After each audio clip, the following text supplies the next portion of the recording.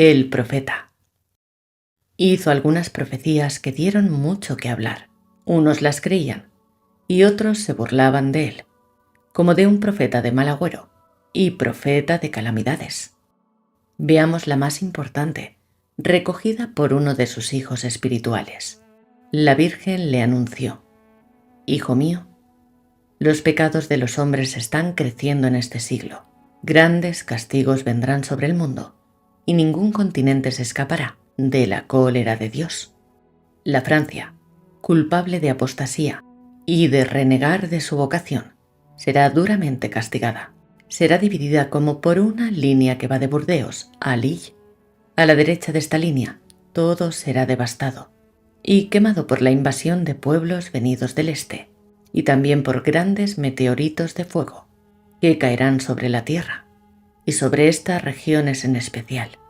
Habrá una desolación general, revoluciones, guerras, epidemias, pestes y armas tóxicas y químicas, con violentos terremotos.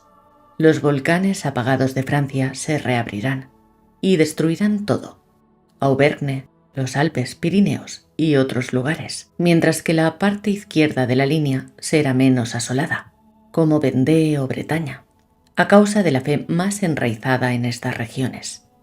Hará falta alejarse de las costas del mar, al menos unos 50 kilómetros, para escapar de ser tragados al fondo del mar, como Marsella y la Costa Azul, a causa de los pecados cometidos y los escándalos de las playas, de esas regiones en particular.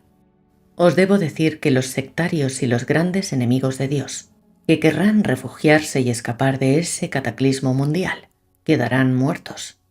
La cólera de Dios será terrible.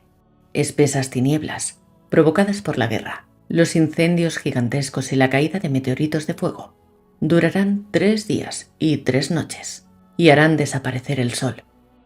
Solo los cirios benditos, bendecidos el 2 de febrero, podrán alumbrar en las manos de los creyentes.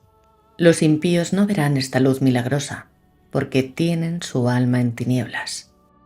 3/4 partes de la humanidad será destruida, y por regiones. En Francia habrá que recorrer 100 kilómetros para sobrevivir. Muchas naciones desaparecerán del mapa del mundo. Francia será bien pequeña, pero sobrevivirá en parte hasta el fin, pues será purificada y renovada, ya que todos los Caín y Judas desaparecerán en este juicio de las naciones. El mar Mediterráneo desaparecerá totalmente.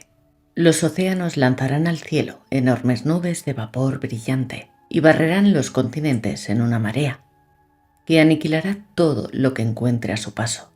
Nuevas montañas surgirán de los océanos. Los Alpes se hundirán y el valle del Rin hasta el norte será invadido por el mar. El mapa del mundo será totalmente cambiado. La Tierra tendrá grandes terremotos que le impedirán volver a ser como antes normalmente. Las estaciones no existirán durante 3 años, hasta que la Tierra vuelva a tener hierba y vegetación. Habrá mucha hambre en el mundo. París será destruido por la revolución y quemado por bombas atómicas. Marsella y la Costa Azul serán tragadas por el mar. Cuando veáis que esto está cerca, id a Bretaña, lejos de las costas. Esta oleada mundial comenzará en una noche fría de invierno, con un espantoso trueno, que sonará de modo anormal, y habrá gritos de demonios, que se oirán por todo el mundo. Esa será la voz del pecado, que los hombres espantados oirán esa noche.